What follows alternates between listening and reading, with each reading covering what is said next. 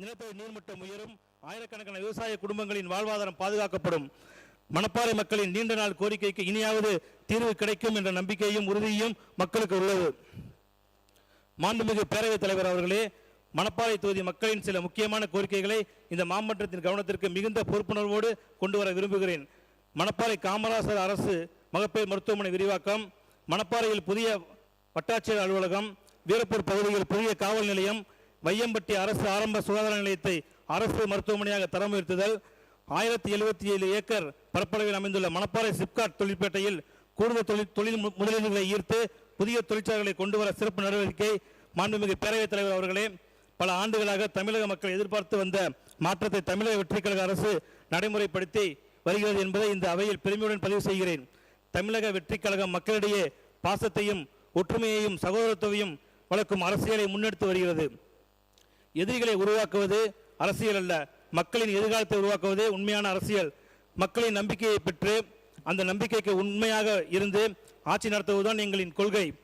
மக்களின் வரிப்பணம் என்பது அரசின் சொத்தல்ல, அது மக்களின் பணம். எனவே மக்களின் வரிப்பணம் முழுமையாக மக்களின் நலனுக்காகவே பயன்படுத்தப்பட வேண்டும் என்பதில் எங்களுக்கு உறுதியான நிலைப்பாடு உள்ளது. அரசியலில் பழிவாங்கும் எண்ணத்திற்கு இடம் இருக்கக்கூடாது. மக்கள் பணியாற்ற வேண்டும் என்ற எண்ணமே இருக்க வேண்டும். மக்களின் வாழ்க்கையில் உண்மையான மாற்றத்தை ஏற்படுத்தும் நிறைவேற்றப்பட்ட திட்டங்கள் தான் வரலாறு படைக்கும். எனவே மக்களுக்கு வாக்களித்தார்கள் என்பதற்காக அவர்களை ஆள வந்தவர்கள் நாங்கள் அல்ல. அவர்கள் எங்கள் மீது வைத்த நம்பிக்கைக்கு பதிலளிக்கவும் அவர்களின் வாழ்க்கை தரத்தை உயர்த்தவும் அவர்களுக்காக உண்மையாக பணியாற்றவும் வந்தவர்கள் தான் நாங்கள். அதுதான் எங்கள் அரசியல், அதுதான் எங்கள் பயணம், அதுதான் தமிழகத்தின் எதிர்காலத்திற்கான எங்கள் உறுதி.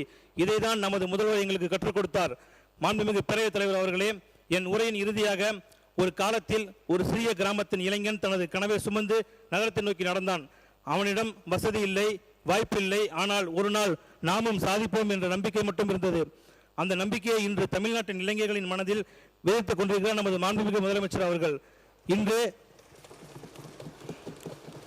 இன்று அவர் தமிழ்நாட்டு இளைஞர்களின் சக்தியாக இருக்கிறார். நாளை இந்திய இளைஞரின் சக்தியாக திகழ்வார். இன்று தமிழ்நாட்டில் எழும் இளைஞர் குரல் நாளை இந்தியாவின் குரலாக ஒலிக்கும். இன்று தமிழ்நாட்டில் எழும் இளைஞர் சக்தி நாளை இந்தியாவை வழிநடத்தும் சக்தியாக மாறும்.